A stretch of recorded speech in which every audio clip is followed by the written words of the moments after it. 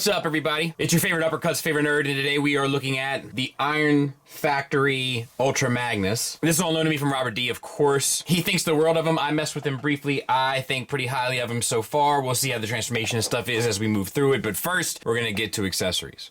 He comes with two of these guns, deco to the nines. We have, let's see, I don't even know where to start. Silver paint, we have pink paint, we have this translucent plastic over top, we have the blue plastic, like the vents are painted, and of course it has a tab here, or a peg. I'll show you how that works, but yeah, really tremendous decoed accessory. They can peg into the shoulder here.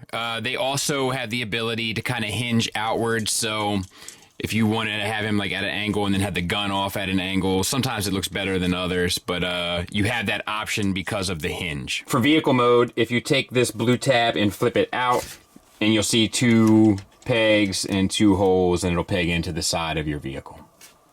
He also comes with this weapon, and there's a number of different configurations for this. I'm trying to find the handle. There it is. So you can have him hold it like this, right, as a regular weapon. You can unpeg this and peg this into the bottom here.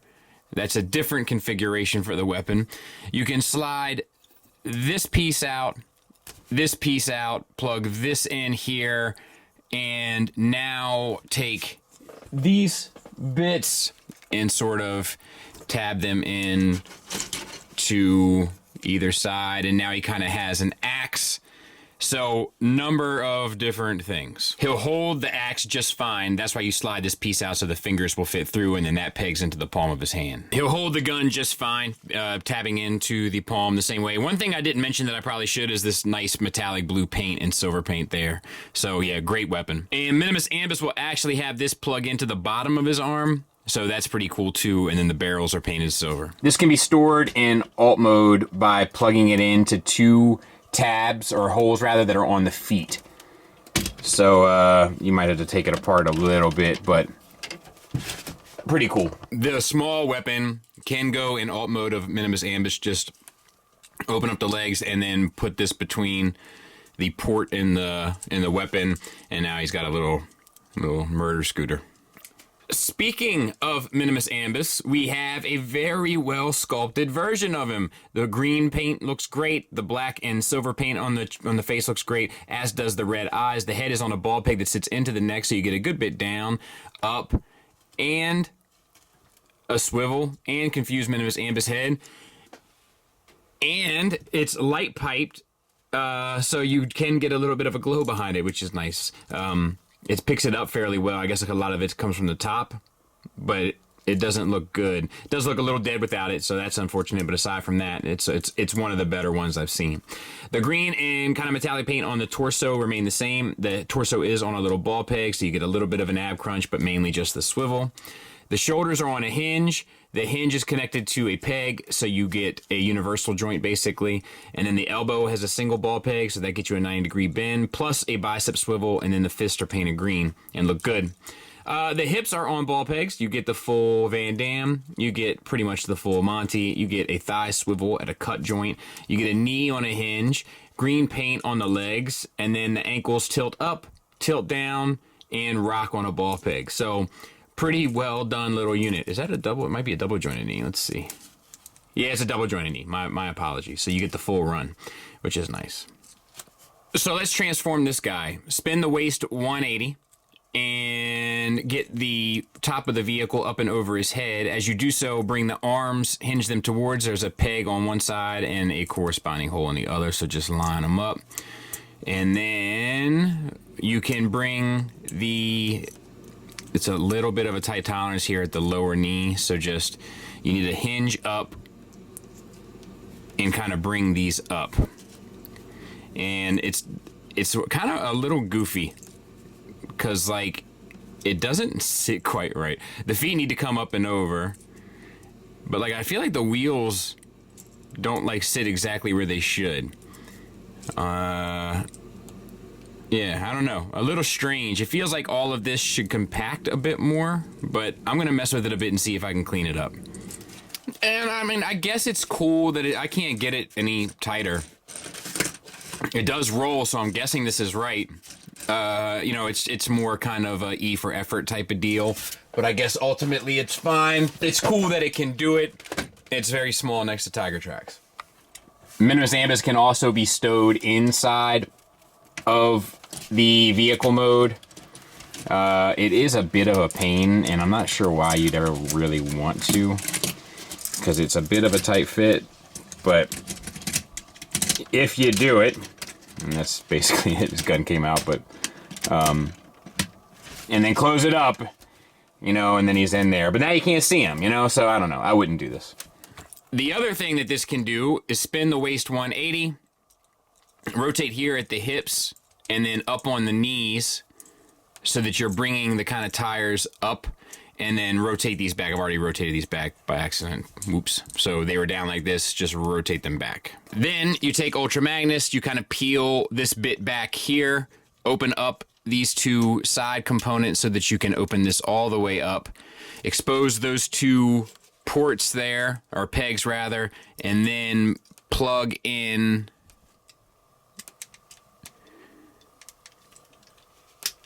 to both sides. Try to, let me adjust the camera a little bit.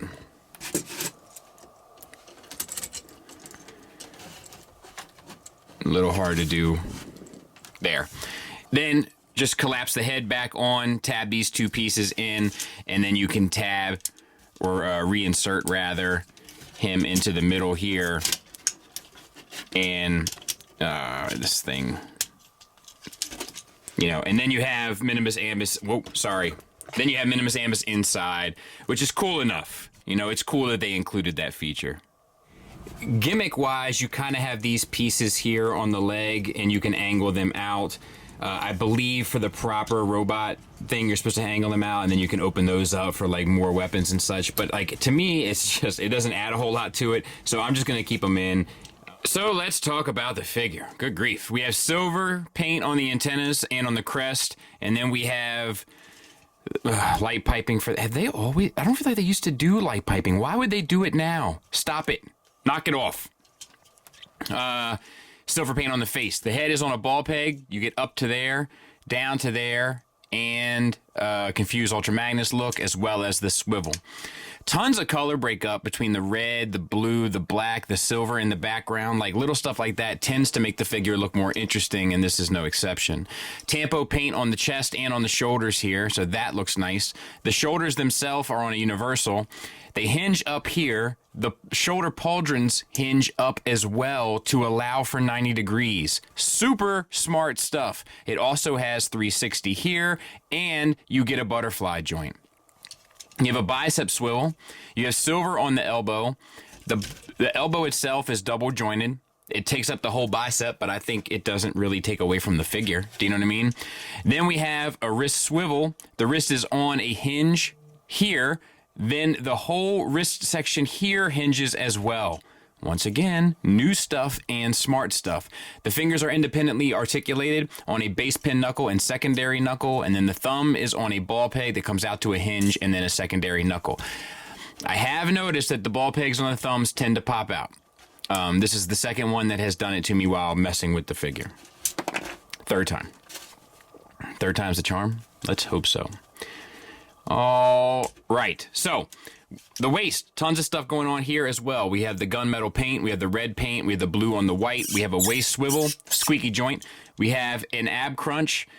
You kind of get, you can get a little bit more if you start to like transform it, and it won't bother you. So just know that's an option, but there's a hinge ab crunch at the pelvis as well. We can plug all that back in. It also has a teapot hinge. So, like, it's just crazy the amount of articulation in this thing. Then you have the hips here with silver paint. You have the hip skirts here with silver paint.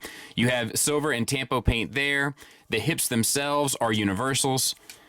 They get you out to the sides, almost the full Monty. You get a right there. I wish they would have put that on the back, but whatever. And then you have ratcheted forward and back for not the full Van Damme, but pretty close, more than you'll ever need. Thigh swivel. Double jointed knee for the full run, which is kind of crazy for a figure of this bulk. More tampo paint on the lower legs with the red, the gunmetal added on as well, gunmetal and silver. And then we have ankle rockers, silver paint, tampo paint, and an ankle tilt up and an ankle tilt down. It is slight. And a toe hinge. So that'll get you a ton more also. So yeah, there he is from the back. It's pretty insane. This is a very well-engineered action figure. And when I say engineering, sometimes people think I'm talking about the transformation. I usually try to separate those things. The transformation is the transformation. The engineering is how the action figure element works. So, yeah, fourth time. It's pretty impressive. The thumbs are an issue. I'm all thumbs too, am I right? Size comparison-wise, we have to put him next to our usual suspects. So there he is with them.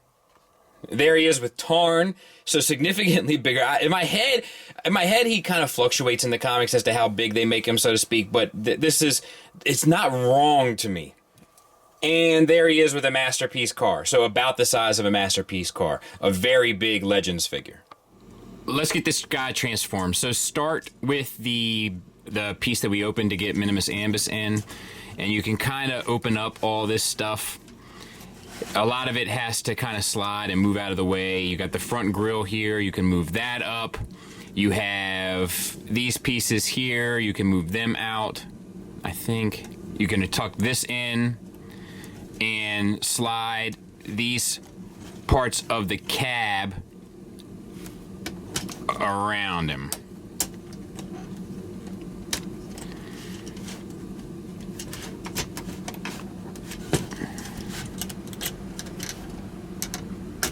God bless, that's tight. Then flip up this blue piece, open up these black pieces, disconnect the side arms here from the chest. This will give you a reverse butterfly too in robot mode, so take note of that. And then you can flip this up and then flip these wheels that you see in the torso, just spin them around so that the red section here is on the inside and the wheels are on the outside. And it's really hard for me to get to. Let me see if I haven't used my little tool here. There. Over and over. Then we want to position your shoulders so that the pauldrons are facing down and the hands are facing towards them, but we're looking at the fingers. So do that on both sides. Another thumb. Don't mind that. Make sure that you have the long section here of the forearm as well, because these two pieces are going to connect together.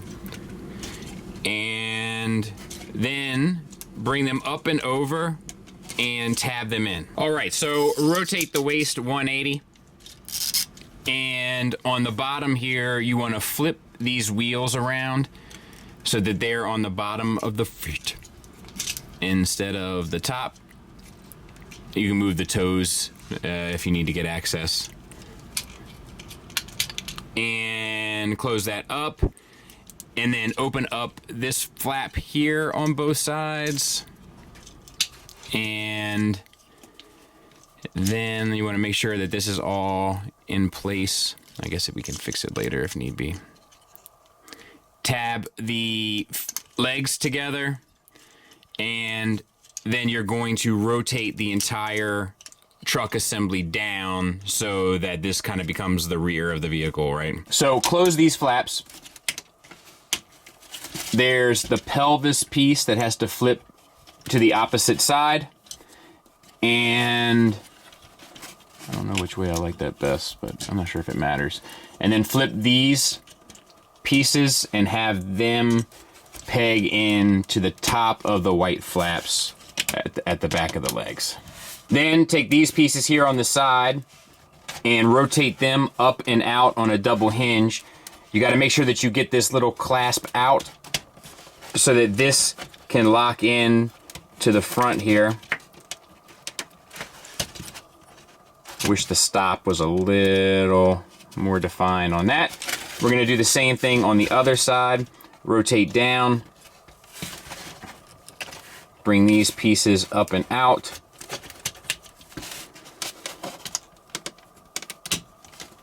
And then we're going to, I don't have that quite in, but I'll fix it.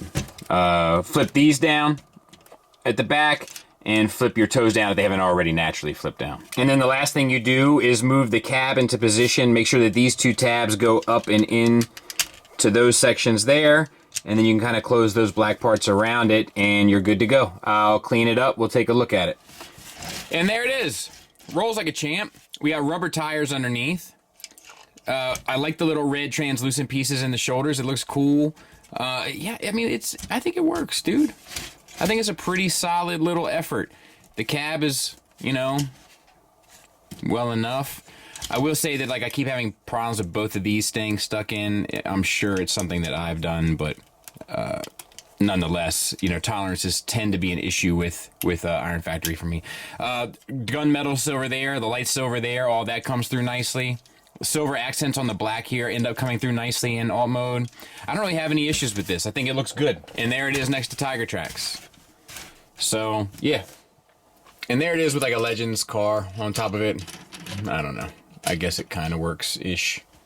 Final thoughts-wise, let's talk about the negatives. Obviously, one of my biggest issues is that the thumbs keep popping off. And the reason why is because the sculpt of the back of the thumb ends up hitting against the wrist, and as it does so, the tension gives way and the ball peg fails. It should have just been designed, like it should have been sculpted differently to allow for more clearance, which, as usual, tolerances, clearances, etc. tend to be an issue with Iron Factory, and this one is no exception. It does the same stuff that they all mostly do anyway, which is have a few ornery moments along the way. It's just the name of the game when it comes to this company. I've given up expecting anything different. I also think that the alt mode for Ambus is kind of a throwaway, and you know, and maybe that's the appropriate choice, but it's just like, it's really weak, you know. It's really, really weak. But honestly, I mean, I think that's it. I could be missing something, but at the very least, it wouldn't be a big talking point. I think that those are the hot buttons for me with this figure. Plenty of positives, though. This is arguably one of Iron Factory's best pieces, if not their best piece in history. It's certainly their most articulated. It's probably one of, if not their largest. But let's stop real quick. It's large, it's bulky, and it's super well articulated. Butterflies in and out. Wrist hinges. Dual wrist hinges. Waist swivel, waist hinge. Ab crunch. Double jointed knees, double jointed elbows, etc. It's a really, really, really well articulated piece. It's also painted very well. Lots of accents along the way. Mix that up with some translucent plastics, tampo paint, metallic paint, flat paint. It all makes for a very dynamic looking figure. Comes with plenty of accessories that are appropriate and fun and integrate well. It's a really, really solid piece. So a strong recommend from me. Thanks for listening. Thanks for watching. Until next time, take care.